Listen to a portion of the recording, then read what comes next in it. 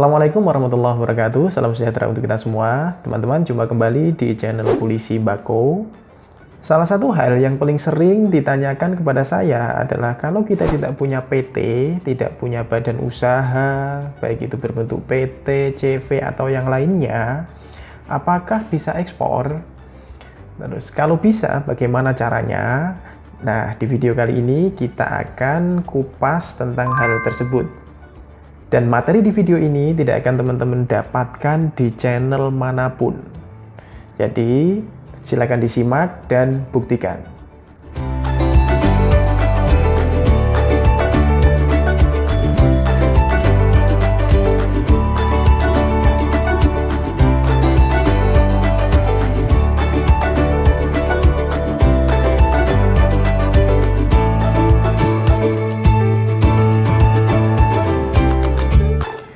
Sebelum lebih lanjut, saya ingin menyapa teman-teman yang baru pertama kali gabung di channel ini, baru nemu, baru pertama kali mampir di sini. Saya sampaikan bahwa di channel ini kita akan sama-sama belajar tentang ekspor dari nol secara utuh. Tidak hanya itu, teman-teman juga akan dapatkan informasi terbaru, update-update terbaru tentang peraturan di bidang ekspor, impor, barang kiriman, barang bawaan penumpang, dan banyak lagi informasi yang tentu bermanfaat bagi teman-teman semua. Untuk itu silakan di subscribe dan nyalakan loncengnya biar teman-teman tidak ketinggalan informasi-informasi dari channel ini berikutnya. Teman-teman, saya ingin memulai materi kita kali ini dengan menyamakan persepsi kita tentang ekspor.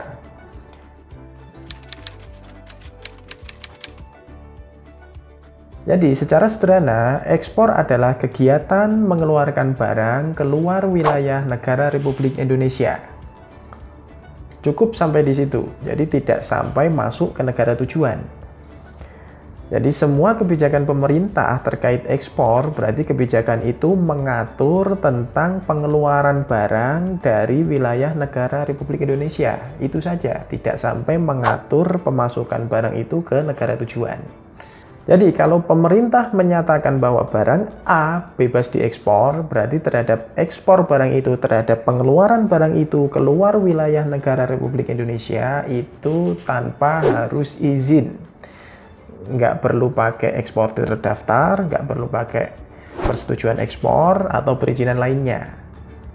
Hanya untuk keluar dari wilayah negara Republik Indonesia.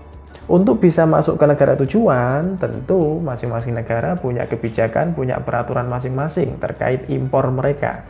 Nah, dengan demikian, terhadap barang yang bebas diekspor, sudah pasti untuk mengeluarkan dari wilayah negara Republik Indonesia itu tanpa izin. Tapi untuk memasukkan ke negara tujuan, bisa jadi negara tujuan mensyaratkan sertifikat atau izin-izin tertentu.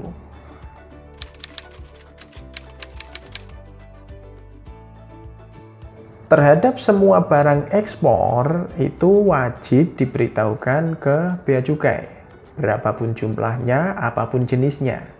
Kalau teman-teman tidak beritahukan ke bea cukai, maka itu disebut penyelundupan dan itu bisa diancam dengan pidana.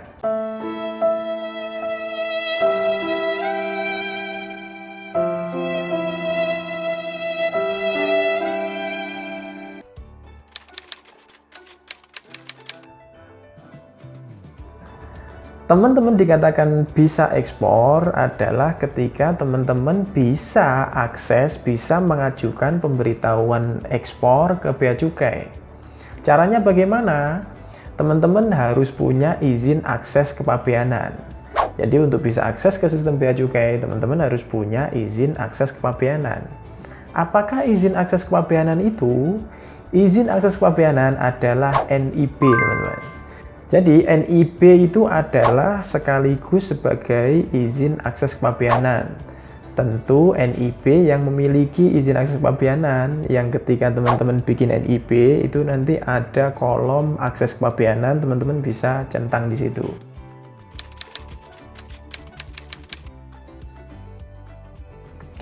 Begitu teman-teman ajukan pemberitahuan ekspor barang ke sistem bea cukai, maka sistem bea cukai akan memverifikasi Kalau ini barang yang bebas ekspor, maka sistem akan otomatis menerbitkan NPE, Nota Pelayanan Ekspor.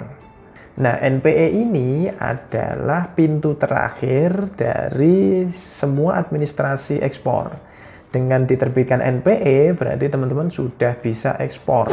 Barang itu sudah sah, sudah bisa diangkut ke kapal. NPE ini adalah semacam tiket untuk masuk ke pelabuhan.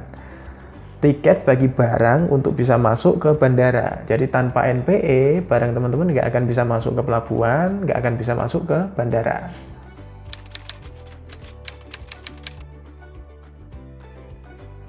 Ketika teman-teman ajukan pemberitahuan ekspor ke sistem bea cukai, maka sistem bea cukai akan memverifikasi. Apabila barang itu termasuk barang yang diatur ekspornya, maka otomatis sistem akan nyari perizinannya. Apabila nggak ditemukan, maka otomatis akan di-reject dan tidak akan terbit NPE.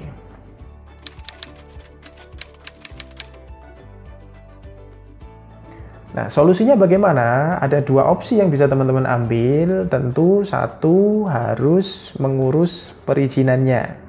Untuk mengajukan persetujuan ekspor itu sekarang mudah, bisa online via INSW. Atau misalnya karena buru-buru ini harus segera dikirim, teman-teman bisa pakai jasa undername. Tentu saja undername yang memiliki perizinan terkait barang yang akan teman-teman ekspor.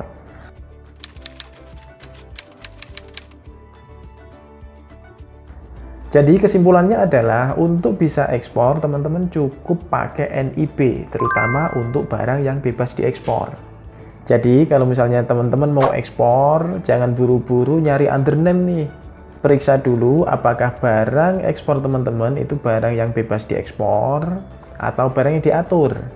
Kalau barang yang bebas diekspor, teman-teman bisa hanya pakai NIB. Cukup pakai NIB sudah bisa ekspor. Tapi kalau barang itu barang yang diatur dan memang harus segera dikirim, teman-teman baru harus nyari perusahaan undername. Cukup sekian video kali ini. Jika teman-teman ada pertanyaan, ada hal-hal yang ingin didiskusikan, teman-teman bisa tulis di kolom komen. Mari bersama-sama membangun channel ini agar bisa berkembang, bisa bermanfaat kepada lebih banyak orang. Silahkan di subscribe dan nyalakan loncengnya agar teman-teman tidak ketinggalan informasi-informasi berikutnya. Kurang lebihnya mohon maaf. Sampai ketemu di video selanjutnya. Sukses untuk kita semua. Assalamualaikum warahmatullahi wabarakatuh.